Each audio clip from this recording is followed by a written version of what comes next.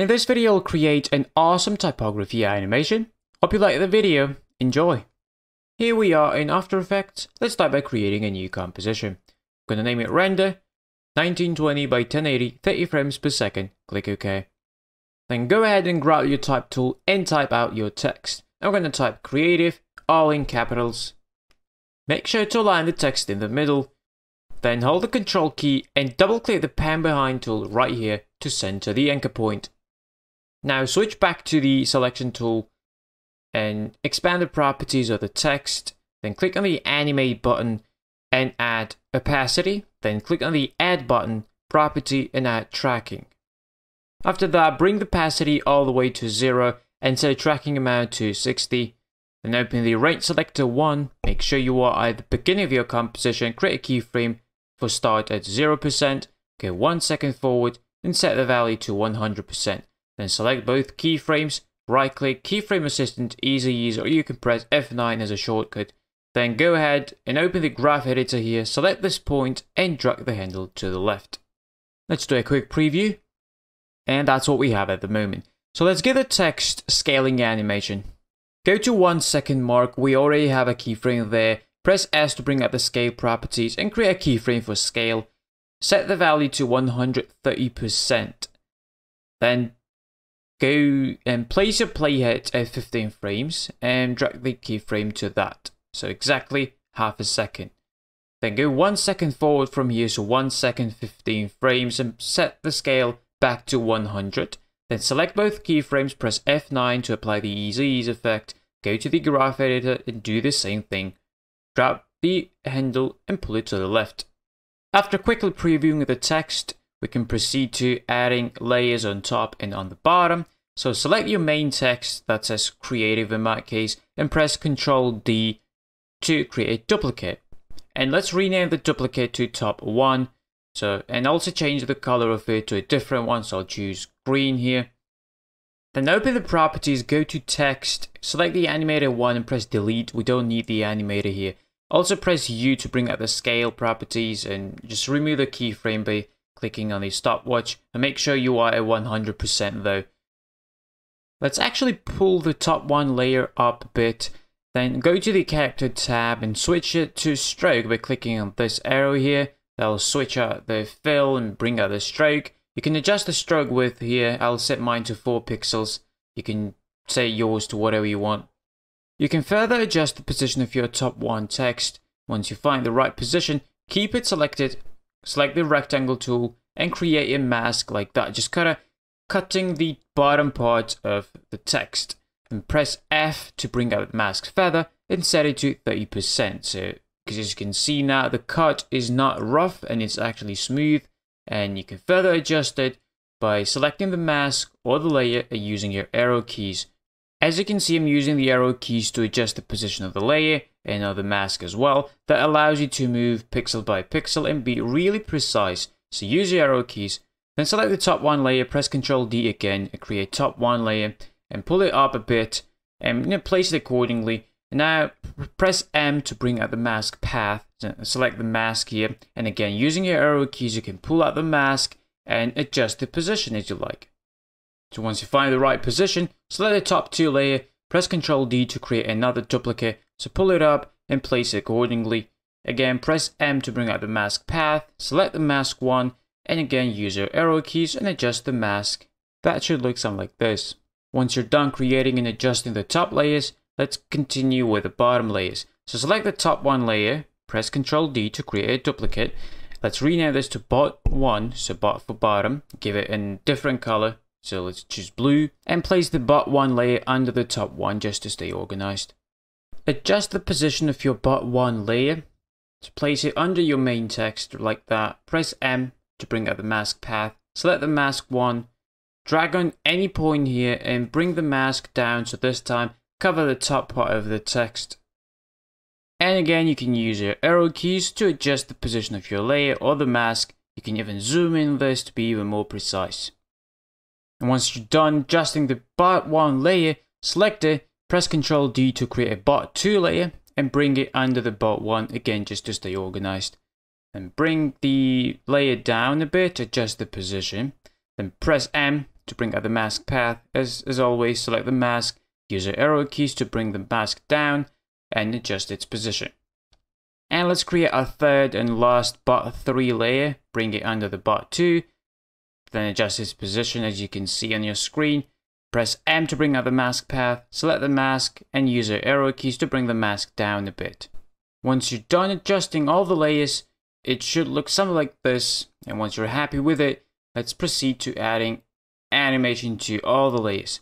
Let's move to the beginning of your composition and hide the main text, the red one that says creative. Let's add the first animation to top 1 layer, select it, expand the properties, click on the animate button, and add position. The normal position will not work because we're working with masks, and that's important. Make sure to select the position here.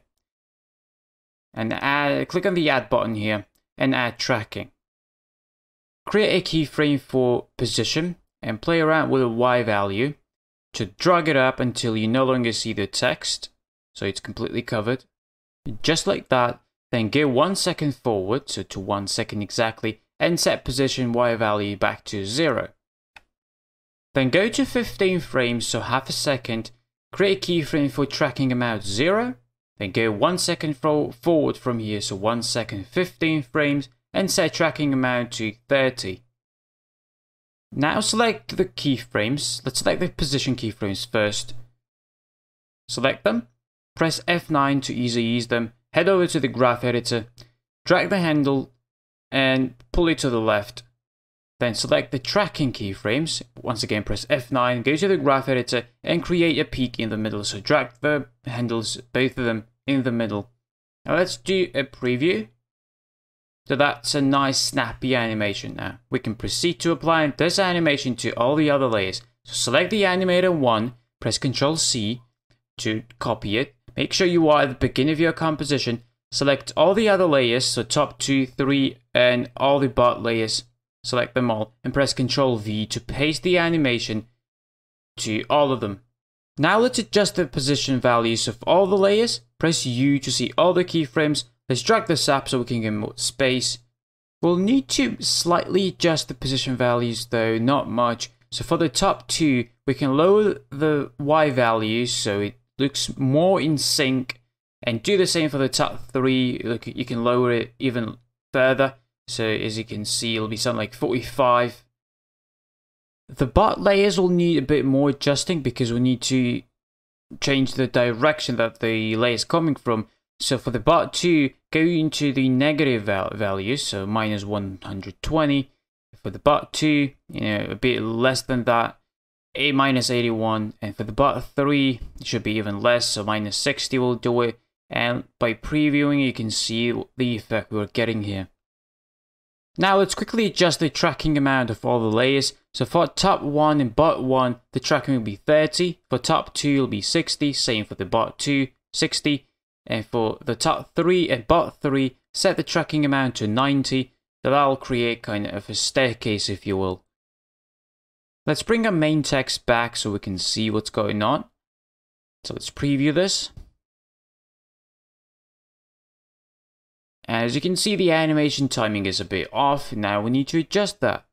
Let's go ahead and sync the layers popping up with the scaling down of our main text. So let's go to 1 second mark. Select all the top and bottom layers and drag the layers start point to that 1 second mark. Let's do a quick preview. As you can see, that's still way off. So let's move 5 frames back from here. So count back 5 frames. And adjust the start point of top and bottom layers. So that's a bit better. We can do it even slightly better. So let's move 3 frames back from here. 1, 2, 3, and again adjust the timings. And that should look perfect in my opinion. And that's pretty much it. The main part of our animation is complete. Now let's proceed to creating the RGB effect. For this, you'll need to select all the layers. Right click, pre-compose. Let's name this animation once again to stay organized.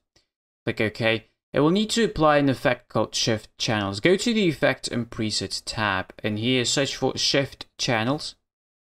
Apply this to the animation layer And here we need to change a couple of settings. So take red from, leave it at red. Where it says take green from, bring the drop down, set it to full off, and take blue from, full off. Now select the layer and press Ctrl D to create a duplicate. And from here, set red to full off and take green from green. And once again, Ctrl D to duplicate the layer. Set green to full off and take blue from blue. Now select all the layers and set the mode to screen. If you don't see the mode tabs, press F4 until you see that. Bring the drop down and select screen. As you can see, our color is back to white. That's because we need to offset the layers by 1 frame. So let's zoom in on this and offset each layer by 1 frame. So can create a small staircase. Let's go ahead and preview what we have. And as you can see, we're having an RGB effect that looks really cool. And one final technique I want to share with you is a very useful one. So if you go back to the animation comp, you have all the layers here, and say you want to change the text of all of them at once, and you would have to do that for every single one separately. So in order to avoid that, there's one simple trick. So if you select all the bottom and top layers like that, and go to the search bar here and type source, that'll bring out the text source of all the selected layers, and you'll find this little pick whip here that you can drag and drop onto the main text. And that will make other text layers correspond with the main one that you choose. So let me just demonstrate that. So drag each pick whip of every single layer, drop it to the main one, so the red creative in my case. So do that. That might take you some time, but trust me, it is worth it. So once you're done selecting the text, go ahead and change the main one to something that you like. So I'm typing hello now. As you can see, all the other layers have followed the suit and changed to hello. So that is really great and really handy if you want to create presets of this kind. And yeah, at this point, I'm going to thank you for watching and hope you enjoyed the tutorial and see you in the next one.